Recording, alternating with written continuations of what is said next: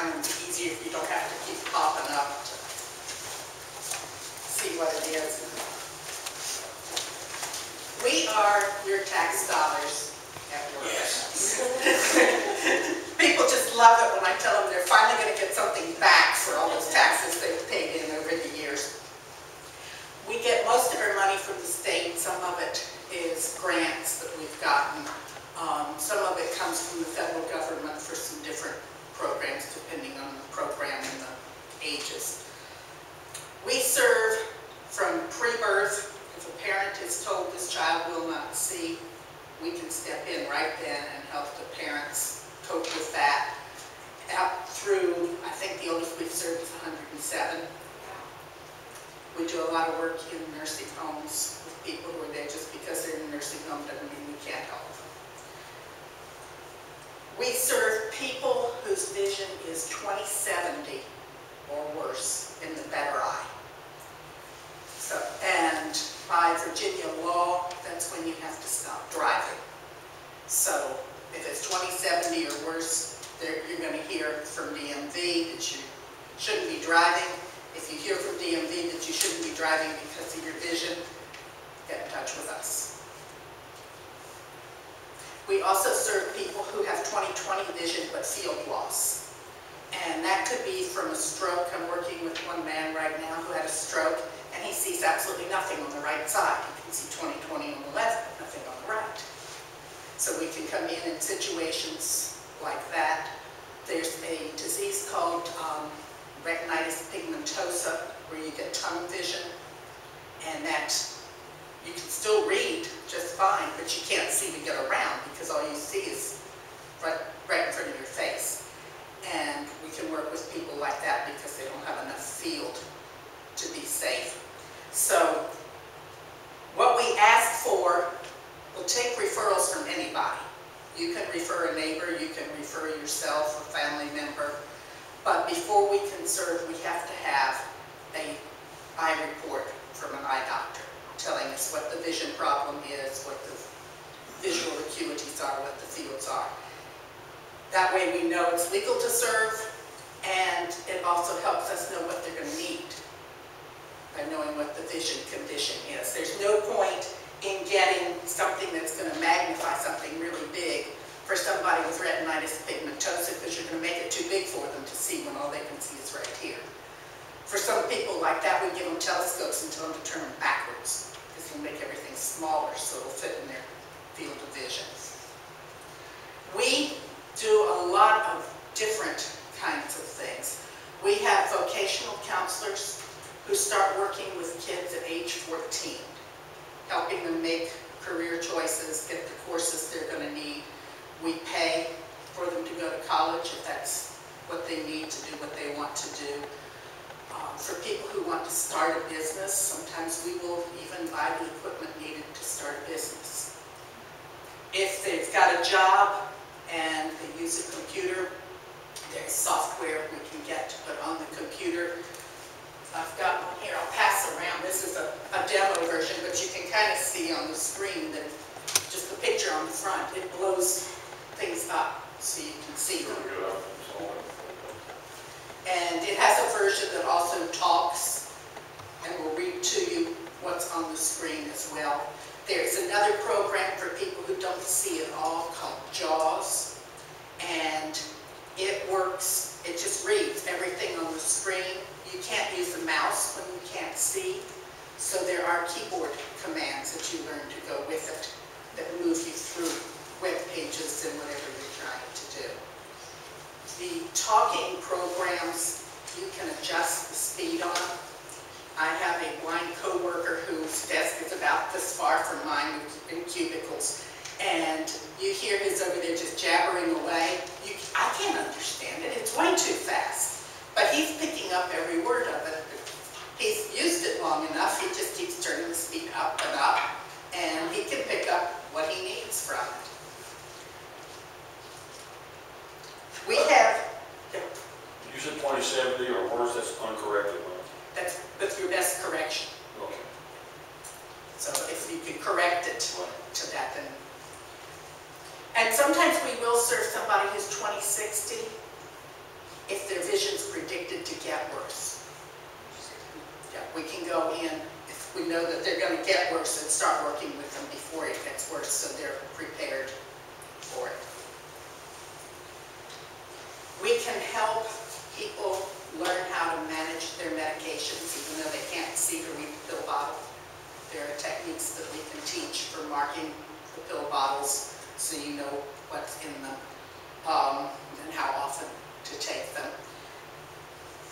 We can help diabetics. There are devices out there that will help you measure insulin accurately and techniques to do it without getting ear holes. And we can help with that. There are talking glucose meters that we can help you find. Those you have to have a prescription from your doctor, and usually your drug plan will pay for those, but we'll help you find the one that you need. We have a person in our agency that we call our deaf-blind specialist. He works with people whose hearing is going as well, because your hearing is even more important when you can't see. And he'll go in and help with maybe a telephone with an amplifier or an extra loud doorbell. Most of the time he's in and out in one visit. If you need more than one visit, he connects you with the Department for the Deaf and Hard of Hearing, which is our sister agency. If you are questioning, so you've got an elderly relative who doesn't hear real well, doesn't see real well, start with us, and then we can refer to them. They are a much smaller agency, so it takes them a long time to get around to seeing people, so it's quicker to go through us first. We have orientation and mobility specialists. You've probably seen people using the long white canes to get around, or having a support cane that's red and white. These are the people who fit those canes and teach them how to use them, how to cross streets safely, how to get where you need to go. And we can call those people in when people's vision is to the point where they need them. A lot of the people we work with have macular degeneration, which is something that comes as some people get older. And it takes out your central vision. It's like walking around with somebody's fist in front of your eye all the time. You can still see around the side. Generally, these people can get around okay. They can see the buildings and the cars. You wouldn't want them driving because if they start out in the middle of the street, they might not see that. Or they might not see a motorcycle right in front of them. But in general, they're safe to get around without having to use the cane. Some of them like to have a support cane to help them find drop-offs and steps, and we can do that. Some people just like the red and white cane so that other people know that they can't see. It's especially helpful in parking lots around Christmas time when everybody's in a really big hurry and you get impatient with people, but if they've got a red and white cane, you can understand why they're a little slow and that they might not see you. My job is as a rehabilitation teacher. I go into people's homes and help them learn to do things that they're having trouble with, whether it's something they need in adaptive equipment or just adaptive techniques. I can work with things like how to shave, how to put on makeup, how to get toothpaste from the toothbrush. That's a really hard thing to do when you can't see the toothpaste tube or the toothbrush. Eating is hard when you can't see what's on your plate. So that's something else that I can help teach some techniques to help with. Getting dressed. You ever tried to button up your shirt or your sweater and come out crooked? Now you can see that it's not even, but if you couldn't see, it would be even harder. So there's some little tricks to getting them buttoned up evenly that we come in and teach. Telling your clothes apart. Some of them you can do by touch even if you can't see. But some things, people with macular degeneration, it frequently takes out the area of the eye that perceives color. So they have trouble telling navy from black and brown and dark green. And there are little tricks that we can teach for marking your clothes that don't require knowing Braille or anything like that, but so that you know when you reach in the closet whether you've got the black pair of slacks or the blue pair of slacks. money is something else I work with. When somebody hands you a stack of paper money, how do you know what's what? When you put it in your wallet and take it out to give somebody else, how do you know what you're giving? So there are lots of different techniques, and we kind of match it up to the individual. I was working with a lady one time who was in an assisted living facility. She had plenty of money, and the bank would come to her every week and dole out cash. Well, she had in her apartment a wad of $20 bills, and they just kept giving them to her. And she says that when I go out and spend them, I don't know if I'm getting the right change back. So we worked together. She had some dementia, and she just could not get a system down. Usually I have them fold the bills differently. And we worked out a system that the bank would A, stop bringing her money unless she asked for it. It wasn't safe to have all that in an apartment there. And B, that they would give her 5s and 1s in separate envelopes and tell her which was which. Then she could put the 5s one place, the 1s somewhere else. Because she needed to pay to have her hair done, she needed to tip. And she could do it all with 5 and 1s and she could keep them straight. But you throw in a 10 or 20 and she's lost. So it's kind of an individual type thing. What can the person cope with? A lot of people now don't carry cash at all. They just use the plastic debit cards. But then you got to keep up with how much is in the bank account. And that's another skill that we can help with so that you don't overdraw your bank account. We can help with bill paying. You get your bills, they come in the mail. You look at them, you see who they're to, how much they are, who they're to, and you write a check and pay it. All right, suppose, hey, you don't know who the bill's from, you don't know how much it is, you don't know if it's a bill or a piece of junk mail. You can't see to write the check. You don't know how much is in your bank account. So bills go unpaid, or they get thrown away, or somebody has to come in and help you with that. And there's technology out there now to help people deal with that sort of thing. Some of it we can set up automatic bill pay from the bank. Some of it there are devices now that you can put a piece of paper under that's got print on it. And it senses that there's something under there. It snaps a picture of it. Within 30 seconds, it has figured out which way is up and used optical character recognition and starts reading it to you. So you can read your bills that way. And then we have little devices like this that we give people for signing their name. You can put this down, you can sign your name in here. We've also got them cut to fit checks. And it's not hard to figure out what goes in what hole on a check. This is raised enough that you can feel it even if you can't see it. If you can see it, you can see the difference between the black plastic and the white paper in order to be able to write your name or the amount for the check in the little window. We've got those also for addressing envelopes. So you've got 3 lines to address the envelope. They also make them for a full page of paper so that you can write and keep it on the line. A lot of people with macular degeneration especially have real trouble writing straight. The distortion makes straight lines not straight anymore. One lady told me, she said, I knew I had a problem when I could tell they were building a house across the street with crooked siding. She says, I knew siding wasn't crooked, but I was watching them put crooked siding on there. So she went to the eye doctor to see what was wrong, and she had macular degeneration. And that's one of the first signs, is a straight line won't look straight anymore. If you've been to the eye doctor and they give you that test that has a grid of lines on it,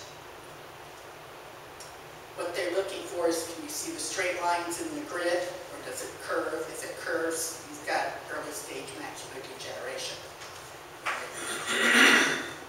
And they'll usually give you one of those grids to take home and put on your refrigerator and tell you to check it every day, and if the grid looks different, get in touch with it. Because something's going on in your eyes. We can help with telling time. This little device is is one that we give people quite often on the first visit if they say, one of the worst things about not being able to see is I have to keep asking what time it is. And they can put this on their bedside table, they can put it on a keychain, they can put it on a safety pin, pin it to them. It's also got an alarm function. If they want to use the alarm, a lot of times the alarm gets turned on by mistake on that one. And people say, I woke up and I just heard something saying cock-a-doodle-doo, cock-a-doodle-doo. It's the alarm on that thing. So most people don't use it for the alarm because it's too easy to bump it. Because there's buttons on the back of it to turn the alarm on and off. Can also do a Braille watch. And you don't have to know Braille to read a Braille watch. The crystal lifts up so you can gently feel the hands. You can tell from the hand position. And there are raised dots to mark the hours. And we can get wristwatches that talk. We can get alarm clocks that talk. For some people, they need something like this to see. And we can do this for them.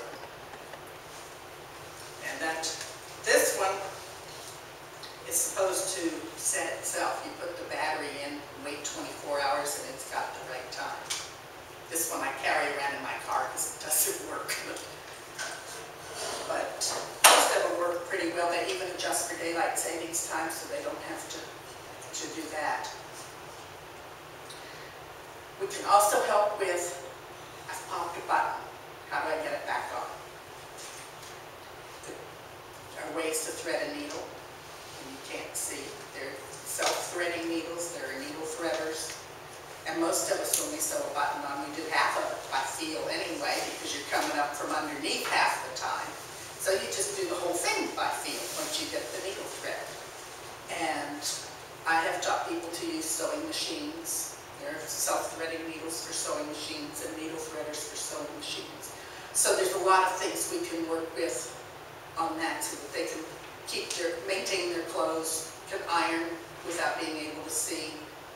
And I encourage permanent press. So you just tumble it in the dryer and hang it up and skip the ironing. There are some who, especially the older people, who still want everything nice and crisp. The telephone is another big thing. It's a real barrier to some people when you can't see. How do you dial it if you can't see it? And the big button phones work for some people, but you might have one big button phone in the house and you fall at the other end of the house and you drag yourself to the nearest phone. You got to be able to dial 911 on any phone in the house, whether it's a big button phone or not. What about a cell phone? We can work with cell phones too. Cell phones, it depends on the provider, but there are some cell phones out there now that are getting easier to see. There are talking cell phones that will tell you what number you're dialing. We have a teenager we're working with who texts simultaneously on 2 cell phones, and she has never seen a thing. She has learned the keyboard and her phone has talked to her, and she can be sending a text on one and picking up an answer on another one. So there are ways to deal with a lot. And technology, when it first comes out, a lot of technology is a barrier, but under the Americans with Disabilities Act, it doesn't take long before they have to find a way to make it accessible. Do they have cell phones maybe now with the GPS capability with like a panic button on it that you, because people have these things that you can put around your neck like a lanyard that you can push in an emergency, but if they had it on cell phones, something like that, they can push a button and no matter where you are, they can locate you. Yeah, some of them have a 911 button. Well, Yeah, you hit the 911 button, and as long as you know where that button is, they that's can what I'm find saying. you. It was, Yeah.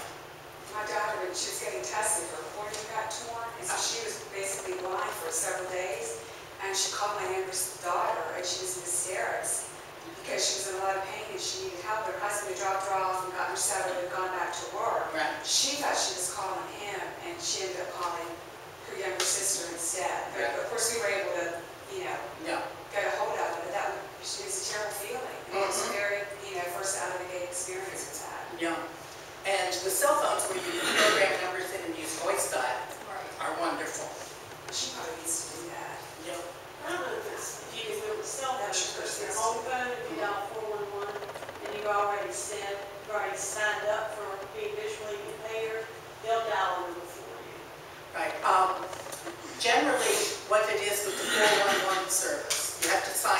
for it, and it has to be certified by somebody. And I can do that with most of the phone companies. I've got the forms for them, and I'll get you signed up. But you dial 411, they will give you the number for free, but they will charge you to dial it. So unless it's an emergency, it would be worth 50 or 75 cents for them to dial it.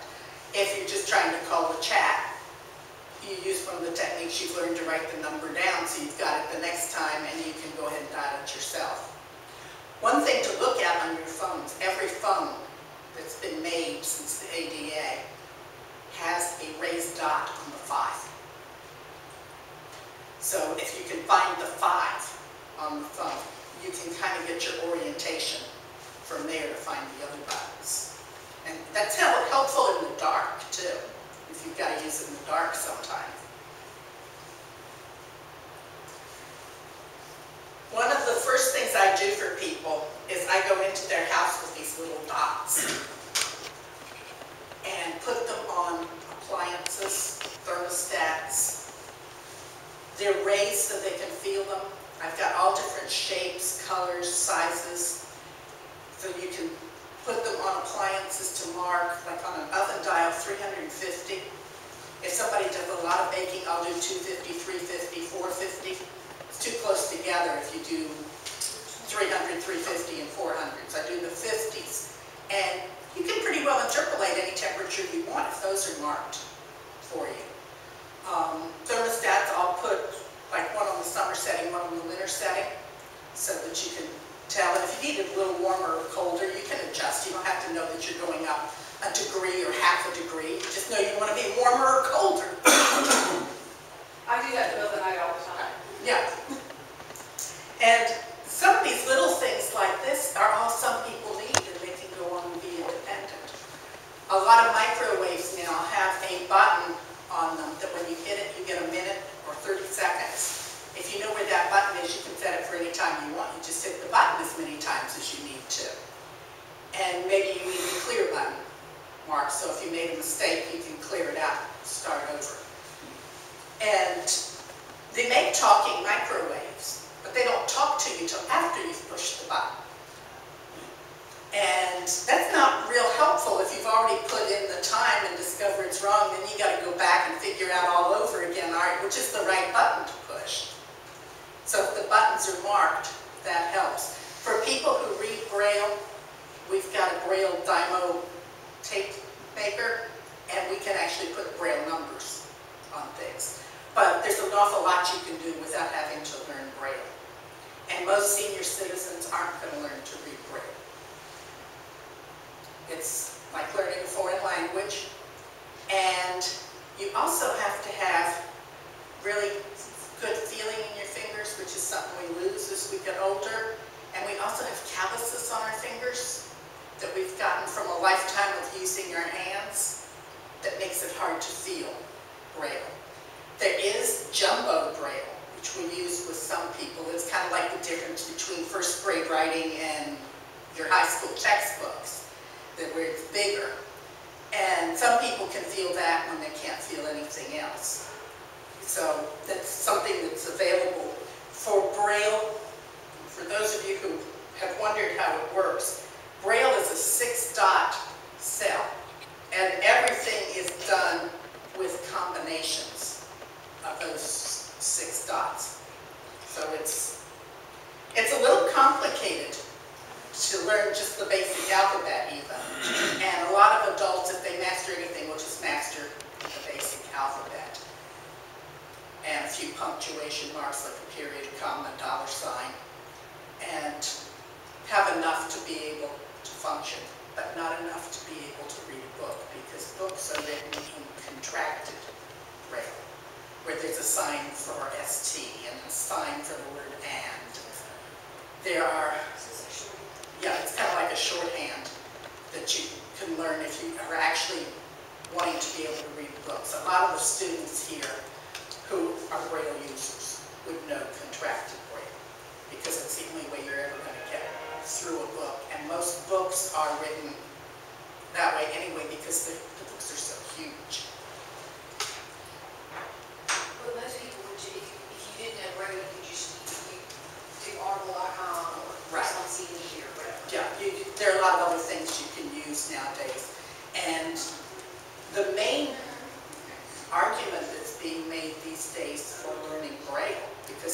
so many other techniques out there. Number one, if you lose hearing, then you've got a real problem. And the other one is, how do you write down a note? Somebody gives you a telephone number. How do you write it down to yourself? How do you make your grocery list?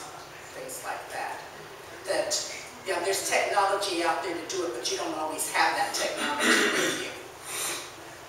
So, for a lot of people to be truly independent, they do need to learn to do that much. After I get their appliances marked in the kitchen, I can work with them on some other techniques. A lot of people have trouble telling when a cup is full. This little thing hangs so the prongs are on the inside of the cup, and when it makes contact with liquid, it makes a sound. And it's far enough down in, you've got time to pick up the jug you're pouring from without overflowing the cup. So if you can't do it any other way, there's this little gadget. The easiest thing to use is stick your finger in the cup. When your finger gets wet, the cup's full. But you don't always want to do that if you're pouring coffee or something hot. Or can you use those hands To handle what you're pouring, you know, like a gallon jug. It's kind of a two-handed job.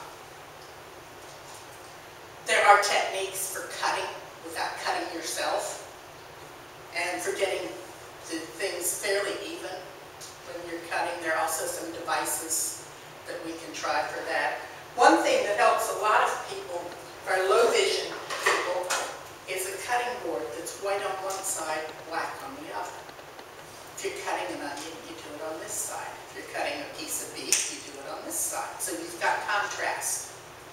Or two cutting boards. And that's something you can find in the stores these days, is cutting boards in different colors.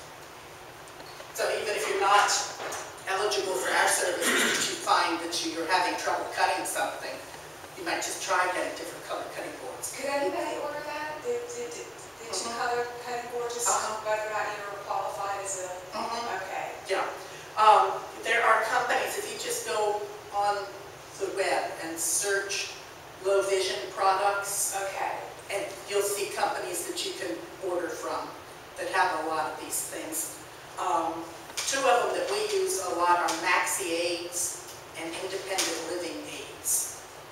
And they have a lot of stuff that just, as you get older, makes life easier. You don't have to have a disability, but Who are those two people?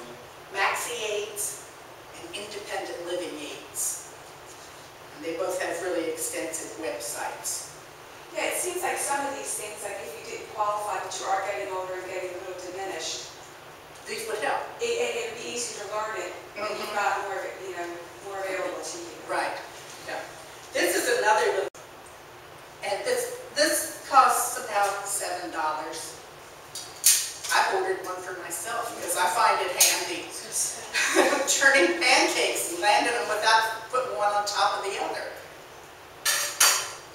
There are a variety of timers in the kitchen. This one's just your old standard wind-up timer, but it's big enough to see. Find out from the person whether they see white on black or black on white better. You can usually find something around the house that's printed in reverse. Some people see white on black better than black on white.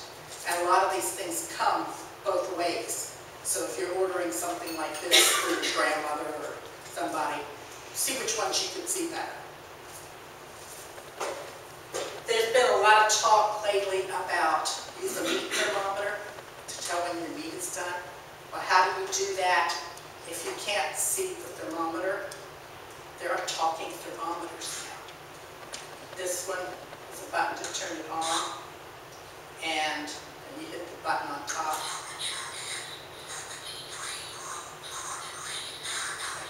This one sounds like its battery is getting old.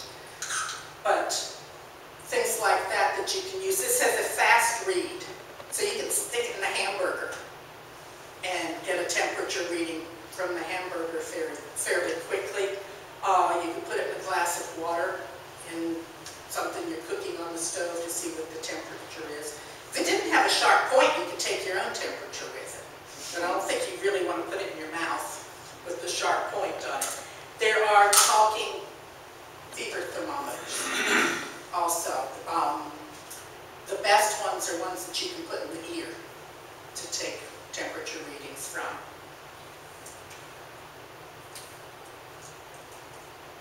There are all kinds of different aids we can get into for different things. One of the services we can sign people up for is talking books. And that's a free program done by the Library of Congress. Anybody who can't handle a print book for any reason, whether it's turning pages, reading, dyslexia, is eligible for talking books.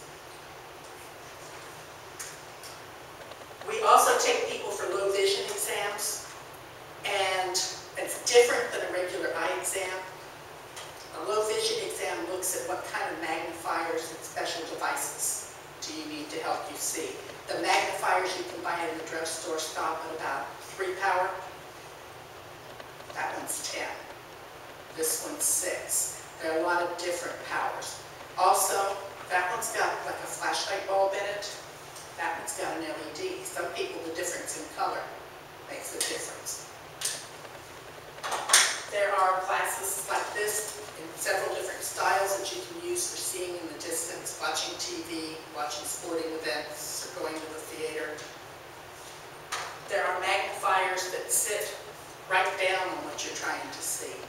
So you don't have to keep going like this to find the right spot and keep it in focus. It's set where the focus is. We've got talking calculators. In nursing homes, we give out a lot of these. We have playing cards that have nice big marks on them, and we also have giant-sized playing cards, but most people don't like the giant-sized playing cards because they're hard to handle. We have knitting needles and crochet hooks where the tips light up. These were designed for the regular market for people to be able to knit in the car or the airplane or places where the light's not good, but they work real well for people with vision loss too, to get the light right on what you're trying to do.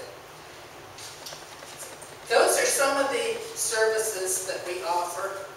We also do counseling, adjustment to blindness counseling. If somebody's really depressed, we can refer to a counselor and we can pay. The way that it's determined whether we pay or you pay for the services, it's on a sliding scale, income-based, but most people don't have to pay anything. We have maybe 5% of the people we work with who make enough that they have to pay for the things, all the services are paid for. If you've been in someone's home, you've worked with them once, how often do you have contact with them after that? Or they have to reach out to you to come back? It depends on what they need. A lot of people, I'll come back like on a monthly basis for a little while, and then it'll fall off to every few months as they get more independent. And then after 6 months or a year, we'll close the case, but they always can call and we'll go back in. Whether it's for a one-time thing or if there's been a vision change, we'll open them up again and do everything all over again. But if it's a simple little thing like, I got a new stove and I need you to come mark it, we come do that, it's no problem. Yeah, make sure you get a new stove if you don't get a new heat. Yeah, we can mark the digitals, but they're a pain. Yeah. The smooth top surfaces are a pain for people who don't see real well too, and most of them are black, which just soaks up the light. I can say that all the time. Any other questions? I see Fada out there, ready to take over, so. All right, I will pack up then. This yellow sheet here, you're welcome to take. This tells you how you can refer somebody to us. This one, if you're interested, is a guide for sighted people on what to do when you meet a blind person. A lot of people will take the blind person's arm and push them. You don't want to do that. You want to let them take your arm